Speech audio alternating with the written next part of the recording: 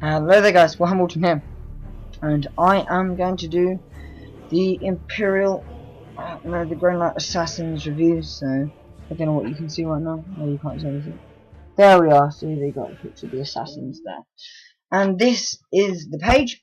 We're going to do them all at once because they don't have too much about them, and everything's written here, and I know what everything is. So we hopefully get done in about 20 minutes. Right, the assassins are part of the Temple Assassinatorium. They protect the future of humanity by eliminating the few who become tainted with treachery, greed, and demonic possession. Or anyone who's too bad, basically. They train for years and years and years, and they're sent out. There's 4 different types, but they all share the same stat line and a couple of special rules. So let's have a look. An assassin is weapon skill 8, fantastic, means you're always wounding at least a 4, and you're wounding everything up to weapon skill 8 on a 3, so 7, 6, 5, 4, 3, 2, 1 is all going to be on a 3, which is quite useful, because that means like the Dark Eldar, Archons, hitting those on 3, Space Marine Chapter, Masters, Captains, any named Space Marine, Necrons, all those stuff getting hit on the 3s. Avatars even. No, they're weapon skill 10, I'll take that back.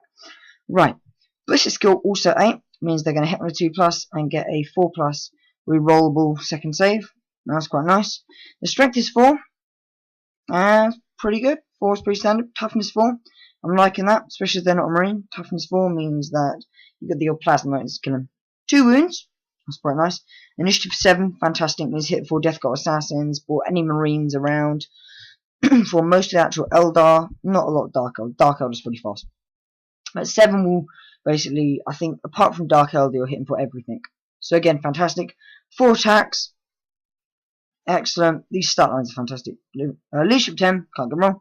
And a 4+ save, which is a bit weak. So with that, toughness 4, 2 wounds, and a 4+ save, their survivability is limited, but the damage output in their weapon skill, ballistic skill, attacks, and initiative is incredibly high. So you've got to learn to protect them, but if you protect them, they're going to kick ass. That was so posh. Kick off. But they're fantastic. They are characters, infantry characters. There's been a huge debate. How many of these can I take? It's not really named. It says they're a character here, which means you can only have 1 of each. So if all of you who want to spam out the Vindicare, the Eversor, or the Callidus, or the Culexus even, you can't do that. Got to be 1, only 1. And then response to 1. They have frag grenades, which is quite useful. We tend to start with a frag grenade, so I can tell you guys. F. Okay, it doesn't seem to be here. Of course, oh yeah. Frag is the weaker one. So strength for AP6. Blast, so you can throw it before you go into combat as a nice little stun. It means they can also assault into cover, because you can throw the grenade in and then you go in, which is quite good. Then have Siskin, which is like a rubber as far as them, which gives them a 6 invulnerable save, which will be useful 1 in 6. So let's say you have 6 assassins on the board. No, 3 assassins on the board. Yeah, you averagely save 1 wound a game, which I suppose isn't bad, but you're very rarely going to have 6 assassins on the board. No, 3. God, 6 wounds on the board in assassins. But it's a feel no pain, so if the weapon instantly kills, they don't get it. So toughness 8 up, they won't get it. Then have moved through cover, great. Fearless, great. Fleet, great. 3 really nice rules. They're always going to get that charge. They run away a bit faster. Cover won't slow them, so they can hide in cover. Finally, they have a 4 invulnerable, which is one of the most useful features. And they appear in the elite section of the book, along with some other good stuff. Let's go check. Yep, they appear in elite. Right. So that is the general stat line. Now, I haven't told you the points yet, simply because they're all different points costs. So let's go through. How am I going to do this? I might go up and down the page. I might go down. I might go diagonal. Who knows? Whereas we're starting with the Callidus assassin. They are masters of infiltration, and in my opinion, the most underrated of the assassins. Basically, they can masquerade as anyone, so they operate behind enemy lines, which is they're so fun. These guys. They have a Catan phase sword. It's a power weapon, so AP3, strength user, because it would be an unusual power weapon. And wounds from the Catan phase sword automatically inflict instant death. Great for going after enemy independent characters, because remember, you got your phase sword, that's a close combat weapon.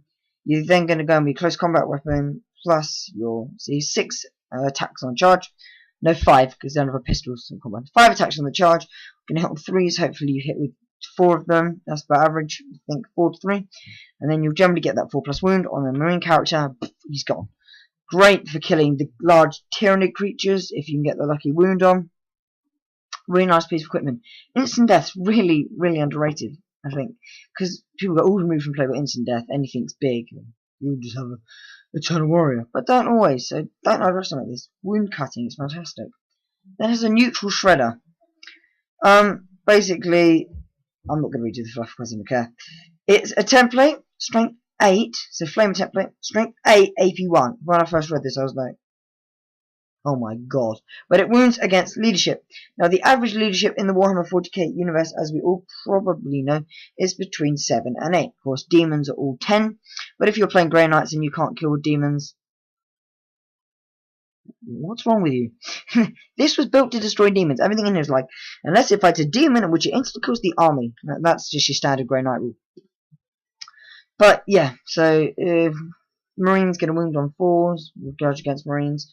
It's not for going after the independent characters, but it's good for killing hordes of boys, because hordes generally have low toughness. Boys, Tau Empire, I think Tyranids have all got really high legit. From the high, I might have remembered that wrong. Please correct me if I'm wrong. Right, but it can't harm vehicles, by the way. The strength that just counts against vehicles. So it's really useful piece of equipment against most armies you'll face. Then there's polymorphine. Really, also really like this piece of equipment.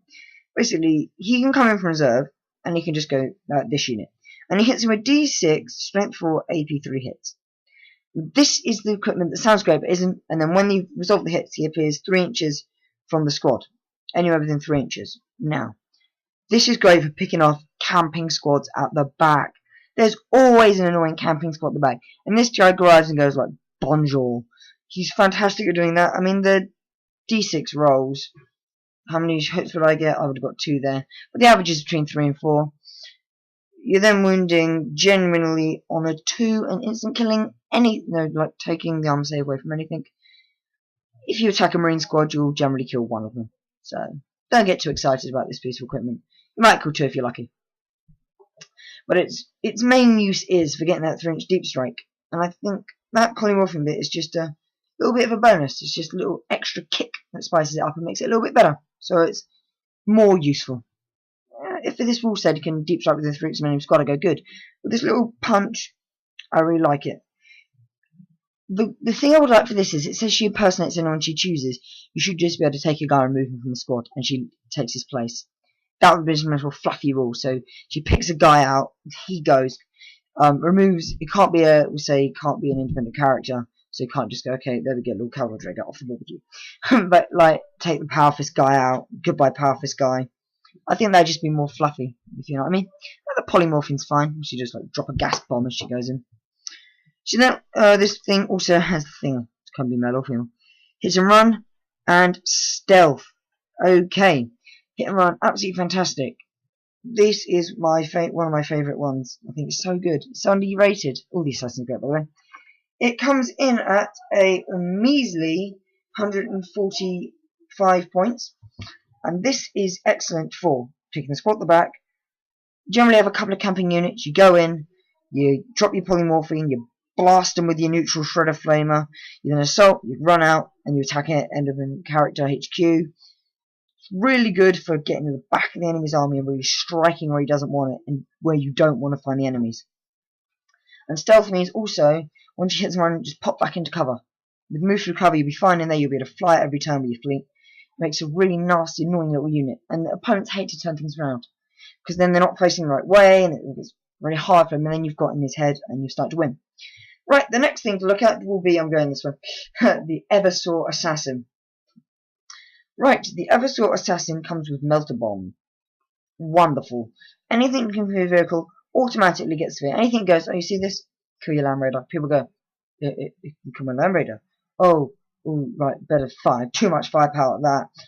Really, really useful. Oh, don't tell him. It's like you charge the ladder. Oh, it's 14 rounds. Well, I've got Melter Bomb, so stuff you. Have that. Have a melter bomb. Really nice piece of equipment. Also good attacking monstrous creatures. You'll see this thing is designed for assault. Clap that to a large monstrous creature. Watch it go splat. Fantastic. Right, he then has a Neuro Gauntlet. I wish this had a special. Well, it's like Lightning Claw, so it looks like Neuro Gauntlet. What is that? Oh, that's a Lightning Claw. Bog standard Lightning Claw. I like Lightning Claws. Shred. I think that means you wound on a Torpor. Right, I'm going to check the Shred rule quickly. I wish on this webcam I could quickly pause it. It is ridiculously annoying that you can't just pause. But anyway, while I find Shred, we'll talk about what he also has. You then have Friends on. Now this is their dose with combat drugs, and it heightens their battle prowess. They receive D6 attacks when they go into assault. This is fantastic for smashing a unit apart. Sadly, it's a specialist weapon. Shred rerolls fail to wounds. Sorry, there we go. Just had to quickly sort that out. Shred reroll to wounds, fantastic. Rerolling's always great. Which means that this guy can go in, you'll averagely get 7 to 8 attacks, which is a hell of a lot of attacks on the charge. Hitting on 3s, generally wounding on 4s, but re-rolling, so it's better than a 3. You're generally going to get, we'll say out of those 7, you get 5 off, out of those 5, you get 3, come back up, you generally get 4. And that's a lot of killing this thing can do in one turn. Really, really, really good at challenges. Who hate being challenged by this thing. Initiative 7 charges into your big independent character, gets all those hits on, and then you go, ooh, these are my 4+ saves. Oh, I've got to kill it. And then you're panicking a bit. They've then also given him another excellent piece of equipment. The Executioner's Pistol. It wounds on a 2+, AP2. That is just brilliant. Before you go and just go, there goes one guy, I'm better at killing you now. He's almost always going to kill just your standard thing, almost. Especially great at the independent character. Before you go, there you go, there goes one wound, now I'm going to smash you to death. Because between 3 and 2 wounds is generally the most, I find. 3 and 2 and 2 and 1. 4 and 3 isn't so much. But 3 and 2, 2 and 1. Especially when you got those like annoying rune priests. There goes one wound, here comes another one. Because you'll generally take 2 wounds.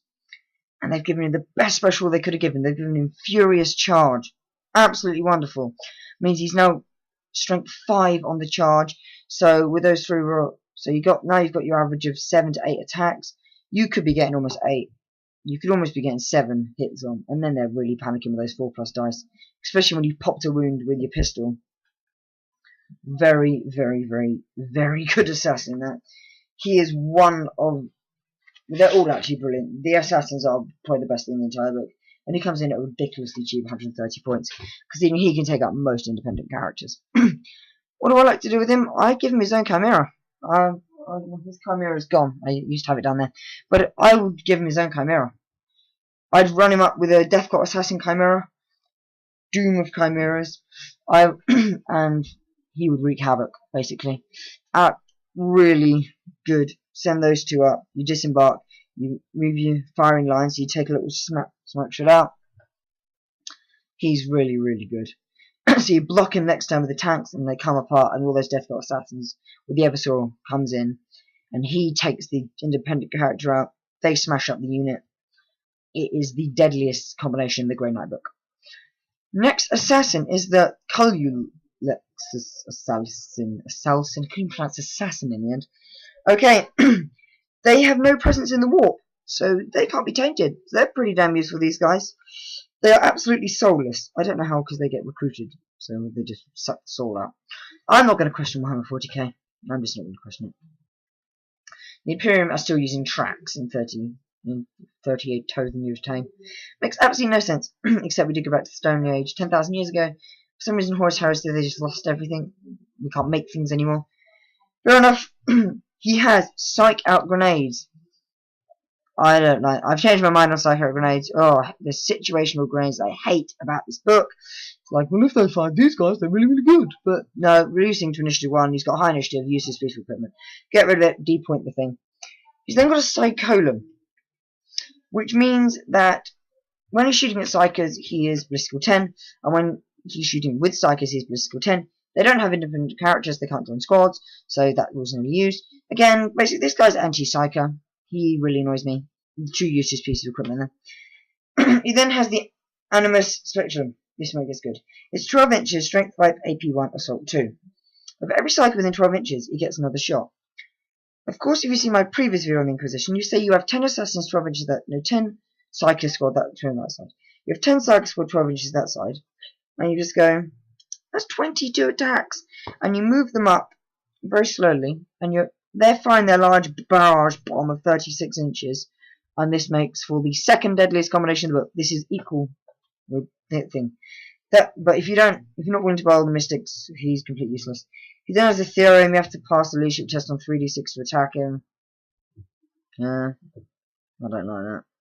He's got a 12-inch gun, no psychic abilities.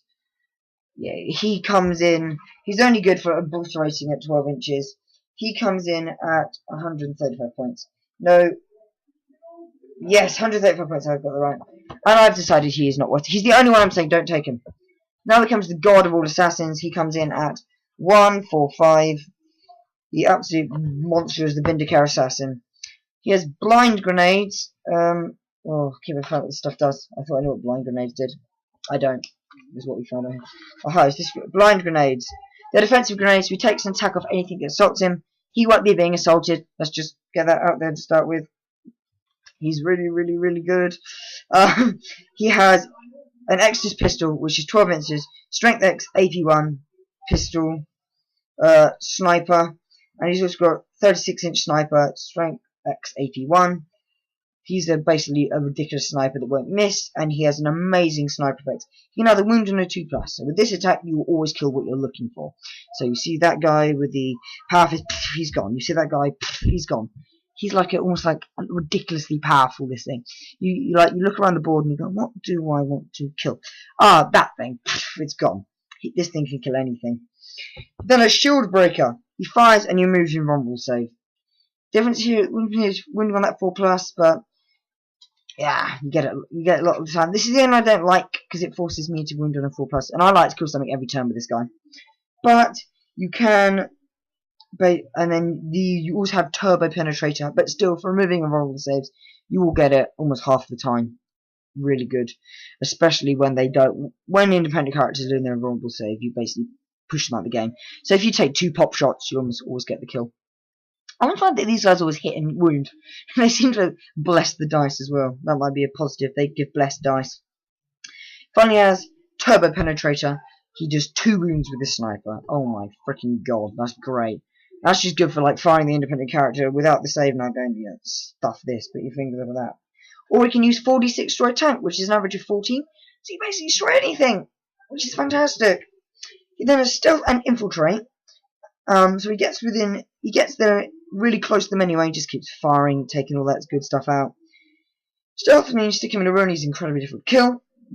And Deadshot, he allocates the wounds.